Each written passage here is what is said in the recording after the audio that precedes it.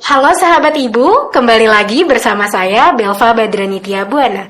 Setelah kemarin kita berbicara mengenai pandemi, kehamilan dan makanan untuk ibu hamil serta nutrisinya, kali ini kita akan berdialog mengenai COVID-19 dan vaksinasi. Nah, masih soal pandemi COVID-19, program vaksinasi saat ini sedang gencar dilakukan di Indonesia. Beberapa ajakan dilakukan untuk mencapai herd immunity dan memutus penularan COVID-19. Namun tidak sedikit masyarakat yang masih bertanya-tanya terkait prosedur vaksin. Salah satunya bagi ibu hamil. Saat ini sudah bersama saya Dr. Dewi Ayu. Selamat siang dokter. Selamat siang. Bagaimana kabarnya dok? Alhamdulillah. Sehat. Alhamdulillah. Masih di masa pandemi ya dok? Iya benar. Nah Mams, Dr. Dewi Ayu merupakan Kepala UPT Puskesmas Pagusangan. Kali ini kita akan berbicara mengenai vaksin untuk ibu hamil. Sebelumnya saya izin untuk membacakan CV dari Dr. Dewi. Dr. Dewi memiliki nama lengkap Dr. Dewi Ayu Murniati, lahir di Mataram 19 September 1985. Menempuh pendidikan di SDN 3 Mataram, SMP 2 Mataram, SMA 1 Mataram, dan merupakan alumni dari Fakultas Kedokteran Universitas Mataram. Untuk yang pertama nih dok, menurut dokter bagaimana angka COVID-19 di ibu hamil, baik di Indonesia ataupun di NTB sendiri dok? Angka COVID ibu hamil ya. Kalau untuk ibu hamil cukup tinggi sih sebenarnya ya. Kalau dari Kemenkes itu ada sekitar 35.099 ibu hamil yang terinfeksi COVID selama masa pandemi ini. Kemudian kalau untuk data dari POGI itu sendiri ada sekitar 51,9% ibu hamil yang OTG istilahnya yang tidak bergejala, yang positif COVID, dan ada 3% kematiannya. Kemudian untuk kota Mataram sendiri itu juga cukup signifikan ya sebelum pandemi dengan setelah pandemi itu angka kematian ibu hamilnya. Jadi sekitar tahun 2020 itu kita hanya ada 7 kematian ibu hamil, kemudian meningkat sampai 2 kali lipat. Yang tahun 2021 itu 15 menjadi 15 dan separuhnya itu adalah karena COVID. Seperti itu. Lalu mengapa angka kasus COVID di ibu hamil ini bisa meningkat? Ya banyak faktor sih yang mempengaruhi ya. Yang pertama mungkin memang ada faktor risiko yang khusus pada ibu hamil itu sendiri, seperti misalnya ibu hamil yang memiliki penyakit penyerta. Kemudian yang kedua usia dari ibu hamil itu sendiri termasuk berisiko, misalnya lebih dari 35 tahun. Kemudian faktor kelebihan berat badan. Kemudian prokes dari ibu hamil itu sendiri. Terlepas dari itu semua, memang imunitas ibu hamil itu kan tidak sebaik pada ibu-ibu yang tidak hamil. Seharusnya itu juga berpengaruh sih. Jadi itu faktor-faktor risiko yang bisa meningkatkan ya kejadian positif COVID-19 ya dok. Baik. Secara umum dok, ngomong-ngomong tentang COVID nih, berarti kan kita udah banyak tentang vaksinnya dok. Nah, boleh dikasih tahu dong dok ke mams di rumah, apa aja sih kandungan di dalam vaksin COVID-19 dok? Kandungan di dalam vaksin COVID itu yang pertama ya pastinya antigen, yaitu bagian dari mikroorganisme yang sudah dimodif sedemikian rupa, kemudian itu yang dimasukkan ke tubuh kita untuk merangsang tubuh kita menghasilkan sistem imun, sehingga nanti suatu saat ketika ada infeksi dari kuman tertentu ya tubuh kita sudah memiliki kekebalan. Kemudian selain itu ada pengawet juga mungkinnya di dalam vaksin itu ya untuk menjaga supaya tidak cepat rusak, terutama untuk vaksin-vaksin yang multidos, yang untuk beberapa orang dalam satu vial.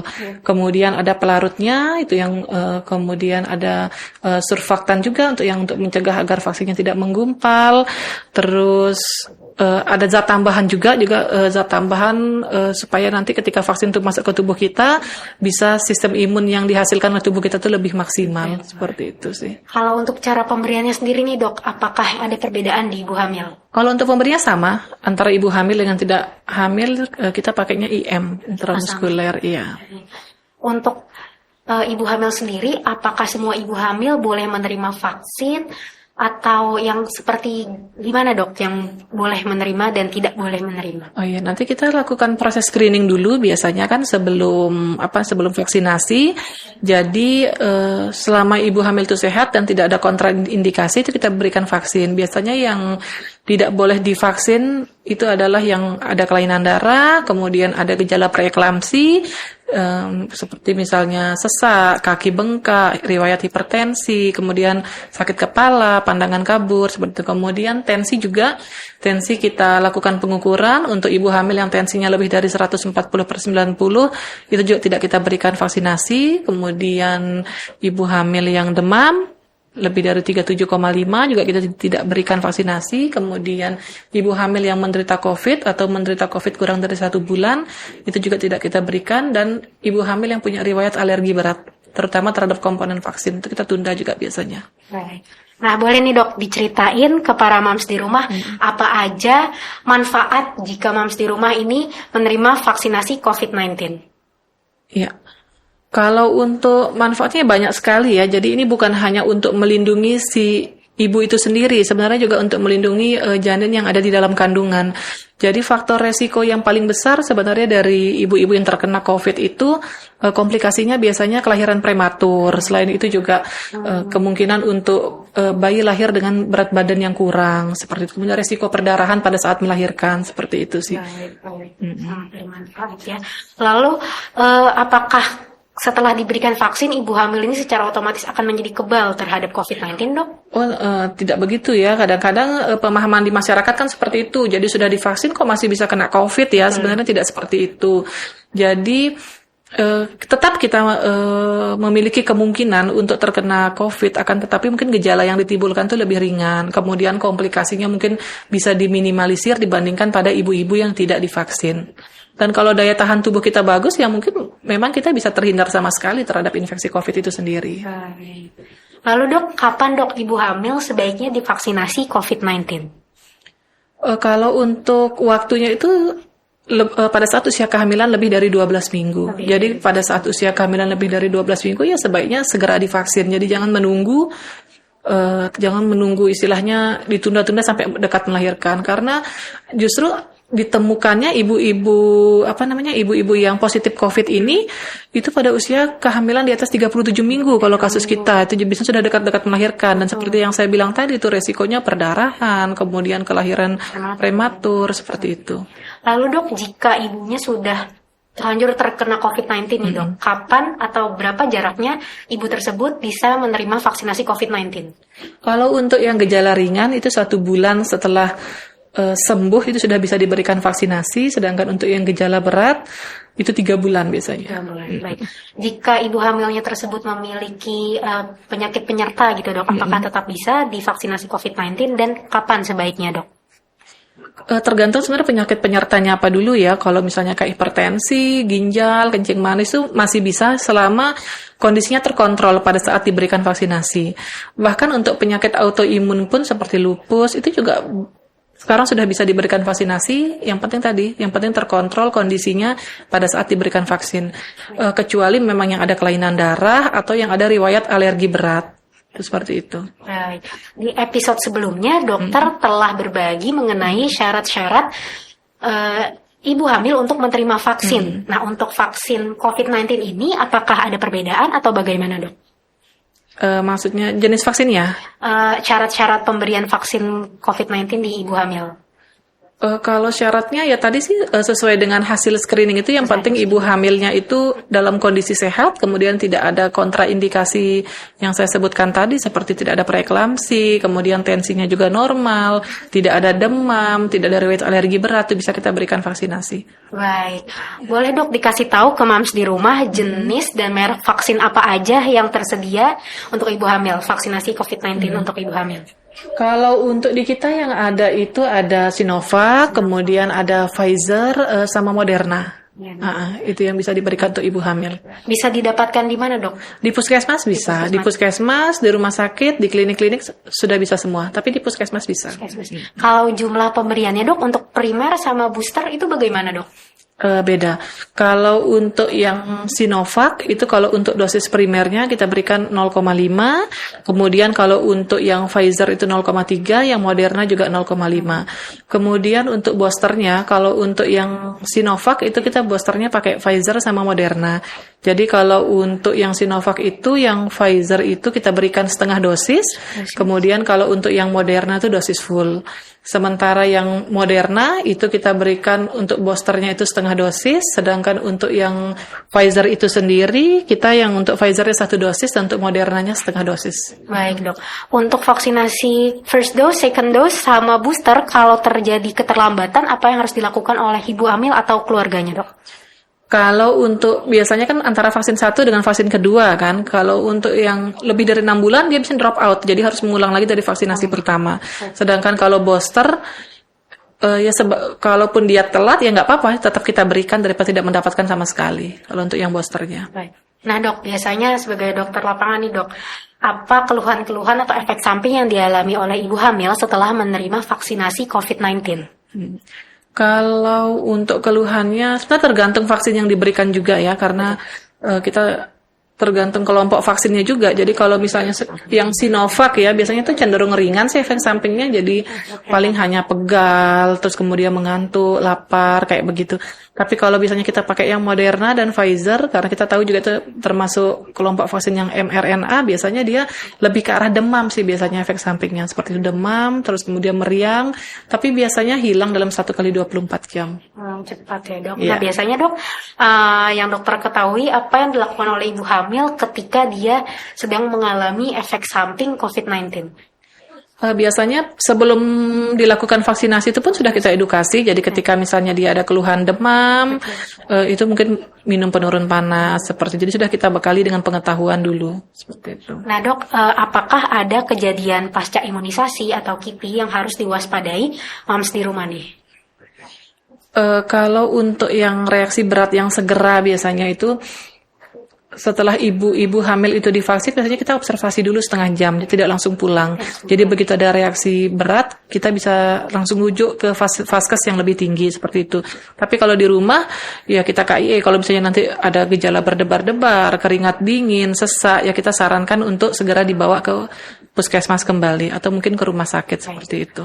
Selain vaksinasi COVID-19 nih dok, apakah ada jenis vaksin lain yang lebih menimbulkan banyak KIPI gitu dok?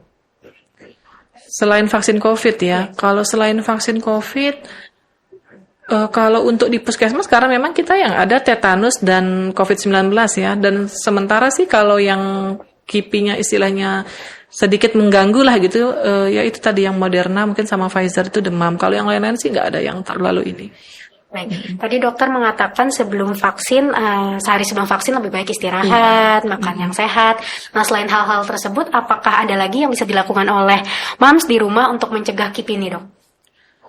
Mungkin itu ya, istirahat, kemudian sebelum berangkat vaksinasi mungkin sarapan dulu, seperti itu. Dan mungkin lebih ke arah edukasi sih, mungkin karena biasanya paling banyak ya karena faktor kecemasan aja sih sebenarnya. Iya. Nah dok, apakah ibu hamil yang telah menerima COVID-19 ini bisa mencegah bayinya untuk terkena COVID-19?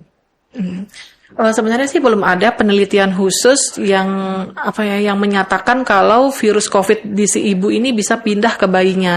Tapi seperti yang saya sampaikan tadi, yang kita hindari adalah komplikasinya. Jadi komplikasi pada ibu-ibu hamil yang positif COVID ini yaitu bisa menyebabkan kelahiran prematur, kemudian bayinya lahir dengan berat badan kurang, perdarahan, risiko perdarahan, ya seperti itu sih. Baik.